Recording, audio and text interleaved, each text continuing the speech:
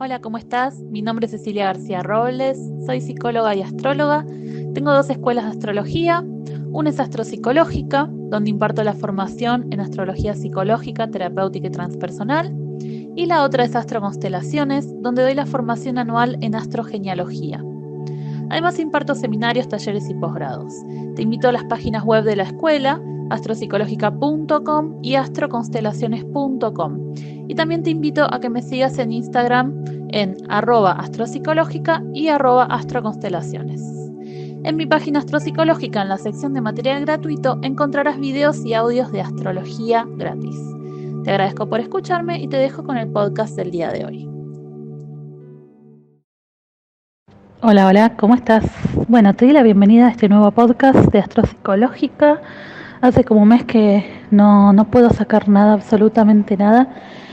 Y me tomé unos días para descansar y voy a aprovechar para seguir hablando de estos temas de astrología psicológica, astrología humanística, que son tan interesantes. Y me quedé con ganas de leer un poco más de lo último que estuvimos hablando, que fue el libro de Liz Green, Guía Astrológica para Vivir con los Demás. Así que vamos a seguir con ese libro. Si no lo escuchaste, te invito a que escuches el podcast anterior, que está en Spotify, en iTunes, en YouTube, bueno, en todas las redes sociales, en Instagram, Facebook y demás. Y estuvimos hablando del capítulo 1 de Guía Astrológica para Vivir con los Demás, de Liz Green. Sí, saben que Liz Green es una psicóloga, astróloga, humanista, pionera en su tiempo, de origen británico-americano. Ella es la creadora de CPA London, que es una escuela de astrología muy famosa en el mundo, y la creadora de la página astro.com, ni más ni menos. Ella es, la verdad, una de mis autoras favoritas dentro de lo que es la astrología. Y vamos a seguir con este libro, que también se tradujo como Relaciones Humanas o Guía Astrológica para Vivir con los Demás, que es de Ediciones Urano y fue publicado en 1986. Estuvimos hablando del primer capítulo la vez pasada. Y ahora vamos a la página 33 si tenés el libro, si no, bueno, puedes escuchar. Porque en este capítulo se pone a hablar de qué es la carta natal, cuál es la función del mapa natal, ¿no? El capítulo se llama El mapa planetario del potencial individual. Y empieza diciendo la carta natal y dice: cualquier comprensión del lenguaje de la astrología debe comenzar por entender qué es lo que puede y lo que no puede decirnos el horóscopo natal. El horóscopo es un mapa astronómico sumamente complejo, que no solo se basa en la fecha de nacimiento, sino también en la hora, el año y el lugar. Bueno, debemos empezar por consiguiente por descartar todos los preconceptos y prejuicios basados en la astrología de las revistas populares. Bueno, obviamente que esto lo escribe en la década de los 80, ¿no? Donde la astrología por poco sucumbe al olvido, pero como muchas cosas del mundo moderno, fue popularizado gracias a los periódicos y un poco la banalización de la astrología, ¿no? La astrología empieza como un pasatiempo a incluirse dentro de los periódicos, de los diarios. La gente miraba su horóscopo buscando, bueno, ya lo saben, ¿no? Les habrá ocurrido a ustedes buscando su signo, a ver qué me iba a pasar, qué no me iba a pasar. Por supuesto que esa astrología no es la astrología que nosotros advocamos en lo más mínimo, ¿no? Es una astrología, primero, absolutamente solar, porque solo considera el signo del sol, ¿sí? Sabemos que la astrología no se hace así, ningún astrólogo serio hace astrología solar. Además, un signo tiene 30 grados, por lo tanto que si estamos hablando de un signo, ¿cómo sabemos si el sol de esa persona se encuentra en los primeros grados o en los últimos grados? Bueno, por eso se empezó a hablar mucho de los decanatos, pero igual, hacer astrología solar realmente es de muy baja calidad astrológica, ¿no? O sea, de muy poco serio a nivel profesional. Pero bueno, en esa época nos ha servido para que la astrología no sea olvidada, ¿no? Así que bueno, ella necesita hacer esta aclaración, que hoy por suerte casi que no es tan necesaria. Bueno, siempre hay algún que otro astrólogo que dice, bueno, el horóscopo para los Tauro, pero imagino que si escuchas este podcast es porque no adherís a ese tipo de astrología. Y sigue diciendo: el mapa natal no muestra la trama predestinada del hado individual. Simboliza más bien las líneas básicas del desarrollo potencial de su carácter. Esta oración es clave, ¿sí? No muestra la trama predestinada, sino que simboliza las líneas básicas del desarrollo potencial de su carácter. O sea, la astrología nos muestra un potencial a desarrollar, no un destino. Esa oración nos marca la diferencia entre la astrología tradicional y la astrología humanística. Nosotros no vamos a pensar que esa carta ya está todo el futuro predestinado, ya está todo condensado y simplemente hay que traducirlo. ¿Sí? Nos muestra un potencial, una semilla. Y sigue diciendo, no hace falta pensar mucho para darse cuenta de que un hombre, un ser humano, ha de actuar y dar forma a su vida de acuerdo a sus necesidades, temores y capacidades, y de que todo ello se genera en la disposición que le es inherente. En ese sentido, el carácter es destino, y si ignoramos nuestra propia naturaleza, como la ignora la mayoría de los que no han explorado jamás el inconsciente, no se puede culpar a las estrellas de que nos precipitemos ciegamente y de cabeza por la senda que nosotros mismos hemos elegido. O sea, básicamente está diciendo, hombre, mujer, ser humano, conócete a ti mismo, a ti misma. No podemos después culpar a las estrellas, al cielo, a la astrología, de que tomaste decisiones imprudentes porque no sabes quién sos, no sabes lo que querés. Y para saber lo que uno quiere y saber quién uno es, hay que conocer su inconsciente, no solo su conciencia. Hay que conocer las predisposiciones inconscientes, porque el inconsciente nos mueve en gran parte. Entonces, por eso dice, en ese sentido, el carácter es destino. El carácter es destino siempre y cuando, como decía Jung, ¿no? Siempre y cuando seamos ciegos al dominio del inconsciente, no tengamos conciencia de por qué actuamos de una determinada manera. Y dice, este punto fundamental es decisivo para la comprensión de todo estudio de la astrología. La más superficial de las interpretaciones del hado y del libre albedrío, el hado es lo que estoy destinado a hacer, dice, hado con H, H-A-D-O. Hay una aclaración que dice, es lo que estoy destinado, entre comillas, a hacer, en tanto que libre albedrío es lo que yo mismo opto por hacer. Entonces, volviendo, dice, la más superficial de las interpretaciones del hado y del libre albedrío nos pone en la imposibilidad de ver la sutil paradoja de que estos dos opuestos son una y la misma cosa. O sea, ella está diciendo que tanto lo que uno está predestinado a hacer como lo que uno hace libremente son lo mismo. Y ahora lo explica. Sabemos que por detrás de toda vida, ya sea psíquica o material, se encuentran las pautas arquetípicas, el esqueleto que constituye la estructura de la existencia.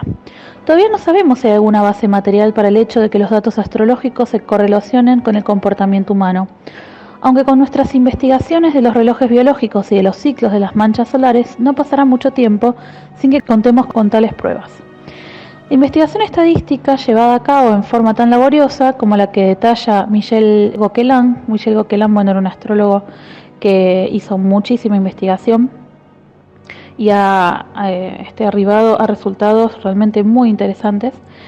Dice, ha demostrado de manera espectacular que tales correlaciones son válidas, pero la razón de semejante validez sigue siendo inaccesible para nosotros. Los hechos materiales pertenecientes a la psicología, sin embargo, tales como la posibilidad de que emanaciones de energía provenientes de los planetas afecten al campo energético del Sol, no son más que un extremo del espectro del arquetipo. El otro extremo es simbólico, y las posiciones de los cielos en un momento determinado del tiempo, en cuanto reflejan las cualidades de ese momento, reflejan también las cualidades de cualquier cosa que nazca en ese momento, ya se trate de un individuo, una ciudad, una idea, un grupo o un matrimonio. Esta frase es clarísima, ¿no? Clarísima. Está diciendo que la posición del cielo, de los planetas, simbólicamente refleja, no dice causa. ¿Vieron que no dice producen causa, predispone? No, dice refleja las cualidades de ese momento. O sea que estamos hablando de que hay un reflejo, como es arriba es abajo. Muestran las cualidades de ese momento y de todo lo que nazca en ese momento. Y en el siguiente párrafo, si nos quedaba alguna duda de que se estaba refiriendo al principio de sincronicidad, del que yo siempre les hablo, ella nos lo dice con nombre y apellido, y dice, por lo que se refiere a la razón de tal sincronicidad, solo contamos por una parte con los arquetipos junguianos del inconsciente colectivo, y por la otra con las enseñanzas de la doctrina esotérica. Estos dos puntos de vista revelan en definitiva la misma verdad, la misma que comienzan ahora a afirmar los descubrimientos realizados durante los últimos 25 años de la física cuántica y la biología. La vida es en realidad un único organismo y las diversas partes de ese organismo, aunque asuman formas diferentes y parezcan entidades aparte, participan de la misma totalidad y están interconectadas con todas las otras partes. Sigue hablando después de Paracelso, yo voy a saltearme algunas partes, ¿sí? Estoy leyendo de la computadora y el libro está bastante tachado, marcado, está un poquito difícil de leer, así que ténganme un poquito de paciencia. Bueno, pasando a la página 35, dice: cuando intenta uno entender el simbolismo del horóscopo natal, es útil tener en cuenta lo que sabemos de la psique, puesto que la carta natal es realmente un modelo, expresado en términos simbólicos, de las diversas pautas de energía o componentes psíquicos que constituyen al individuo. O sea que la carta natal es un modelo, ¿sí? Fíjense que no está diciendo la carta natal produce, genera, es la causa de. Es un modelo, ¿sí? Simbólico de lo que nos compone como seres humanos. Dice, sabemos que el yo, en cuanto centro del campo de la conciencia, es un centro regulador, puesto al servicio de la función de iluminar aquellos ámbitos del inconsciente, tanto personal como colectivo, que se esfuerzan por alcanzar la luz. Y sabemos igualmente que el yo es el vicario o reflejo de ese centro misterioso que Jung denominó el sí mismo, y que la enseñanza esotérica le llama el alma. Sabemos también que a medida que evoluciona es probable que un individuo excluya del ámbito de su percepción consciente aquellos aspectos de su naturaleza que en realidad le pertenecen, pero que por una razón u otra son incompatibles con sus valores o los valores de su familia o de su sociedad. Este es todo el proceso de represión, de llevar a la sombra, ¿sí? Finalmente sabemos que para quien busca la autorrealización y quiera llevar una vida con sentido, que satisfaga a sí mismo aquel propósito más vasto para el cual hemos nacido, es sumamente importante sacar a la luz estos aspectos de su propia naturaleza en vez de condenarlos a la perpetua oscuridad del inconsciente. Esto es lo que hablamos siempre en los podcasts, ¿sí? La necesidad de ir a las sombras, de reconocer el inconsciente, ¿sí? De no quedarse con el yo como centro de la conciencia únicamente, porque si no, realmente no estamos conociendo todo nuestro potencial y todo lo que se halla por detrás, ¿no? Todo lo que muchas veces motiva nuestras acciones.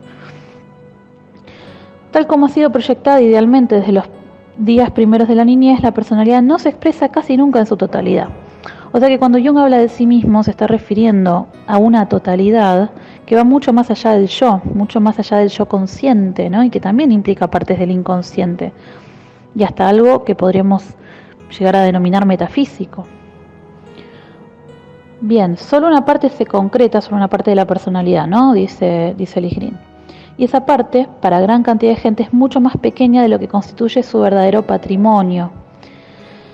En casos así, decimos que ese hombre o mujer no ha realizado verdaderamente su potencial, que ha desperdiciado sus oportunidades o sus talentos, o que en realidad él mismo o ella misma nunca se ha hecho justicia, ¿no? O sea que hay partes de nosotros mismos, de nosotras mismas, que tenemos ahí guardados inconscientemente, talentos, potenciales, que incluso capaz nunca lleguemos a desplegar, ¿no? Es un poco hasta desesperante, ¿no? Pensarlo, como decir, wow, todo lo que yo soy y no sé qué soy, ¿no? Increíble. Y la sombra, bueno, lo hemos hablado en otros espacios, que ahora no lo voy a desarrollar, pero si quieren escuchen, yo tengo varios podcasts hablando sobre el tema y uno que habló sobre un libro que a mí me encanta, que se encuentra con la sombra. Pero la sombra a veces aparece de las formas más inesperadas, ¿no? Cuando tenemos un fallido, cuando con los sueños, cuando tenemos un ataque de ira, una rabieta incontrolable, a veces nos aparecen partes que desconocemos, ¿no? Como el cuento del Dr. Jekyll, Mr. Hyde, ¿no? Que aparece como el Dr. Jekyll es un científico y su lado oscuro es el monstruo. Bueno, un poco tenemos ahí un monstruo guardado, ¿no? Que no siempre es monstruo, también tiene talentos. Por eso dice Lee Green que hay que conocer nuestro potencial, ¿no? Porque también podemos tener muchos dones no desarrollados. Bueno, y el siguiente párrafo me encanta, dice. Seguimos en la página 35. La carta natal es una semilla o un proyecto de todo lo que, en modo potencial, pertenece a la personalidad del ser humano, si alcanzara a florecer plenamente y fuera totalmente consciente. Esto es lo que yo digo siempre en mis formaciones. No somos la carta natal 100% activa, la carta natal es un potencial. Por eso hay gente que dice, ay, yo no me reconozco en esa Venus, no sé qué. Claro, porque si no conoces tus juegos de luces y sombras, si vos no sabés, si vos no entendés qué parte de tu carta natal expresás más conscientemente y qué parte tenés más en sombra, claro que vas a ir por ahí diciendo, bueno, pero esto me reconozco en esto, no. Bueno, justamente ahí donde no te reconoces es donde hay que trabajar, porque probablemente vos no te reconozcas, pero energéticamente la vida te traiga personas, experiencias con esas características para que empieces a reconocerte justamente. Vuelvo a repetir esta frase que es fantástica, que para mí es lo más importante que hay que saber de astrología. Bueno, después aprender el ABC, ¿no? Pero para entender filosóficamente cómo interpretamos una carta natal, es esto. La carta natal es una semilla o un proyecto de todo lo que en modo potencial pertenece a la personalidad humana, si alcanzara a florecer plenamente y fuera totalmente consciente. Es, en el más auténtico de los sentidos, un mapa de ruta, porque el objeto con el que se lo estudia no es superar las influencias de los planetas, sino más bien dejar que en la propia vida haya margen para expresar todas aquellas cualidades e impulsos que se hayan simbolizados en la carta. Bueno, vamos a dejar ahí. Quería compartirles estas tres carillas, pero vieron que sencillas pero profundas. Espero que te haya gustado esta pequeña reflexión. Seguiremos, si me dan los tiempos, si me da el cuerpo, si me da el alma, seguiremos compartiendo estos textos de astrología. Si te gustó, compartilo a gente que le pueda llegar a interesar, ponele like, deja un comentario. Me encantaría saber qué te parece la obra de Liz Green, qué te parece este club de lectura, que ya van varios meses que vengo compartiendo unos cuantos textos, si hay algún texto que te gustaría que trabaje, o algún autor, o alguna temática. Y bueno, nos escuchamos pronto. Les dejo un abrazo grande. Te agradezco por escucharme. Espero que esta información te haya permitido acercarte un poco más a este lenguaje sagrado que es la astrología. Y si este podcast te gustó, te invito a compartirlo, a seguir escuchando. Y te recuerdo que tenés muchísimos audios y videos de astrología para seguir aprendiendo de forma gratuita en mi página www.astropsicologica.com en la sección de material gratuito. Te recuerdo que puedes seguirme en Instagram en mi cuenta de astrología psicológica, que la vas a encontrar como @astropsicológica, o en mi cuenta de astrología ancestral, astrogenealogía, que vas a encontrar como @astroconstelaciones.